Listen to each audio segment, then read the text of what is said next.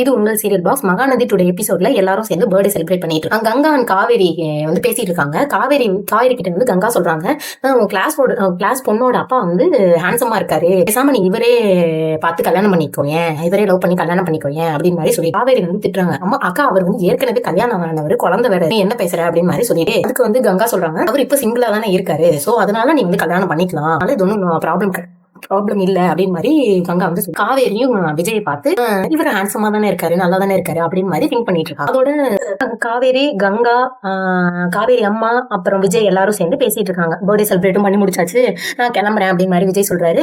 குட்டி காவேரி வந்து கேட்கறாங்க, அப்பா நான் வந்து இங்கே இருக்கேன் அப்படின்னு மாதிரி சொல்லிட்டு இருக்காங்க. அதுக்கு வந்து விஜய் கிட்ட காவேரி அம்மா சொல்றாங்க, இன்னைக்கு நைட்டு இங்கே இருக்கட்டும், கங்காவும் இன்னைக்கு இங்கே இருக்கட்டும் பாப்பா அப்படின்னு மாதிரி சொல்லிட்டு இருக்காங்க.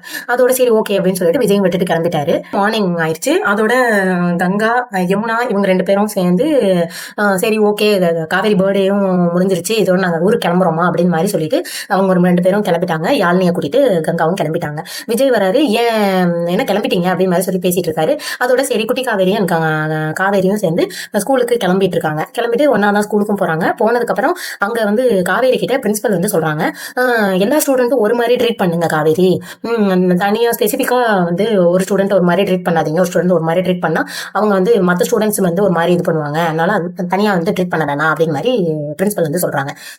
அதோட குட்டி காவேரியும் ஆஃப்டர்நூன் லஞ்ச்ல எப்போ ஒன்னா சேர்ந்து சாப்பிட்டுட்டு இருக்காங்க.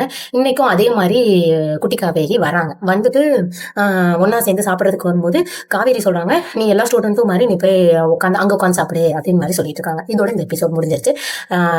சேனலை சப்ஸ்கிரைப் பண்ணிருங்க, ஷேர் பண்ணிருங்க, லைக் பண்ணிருங்க.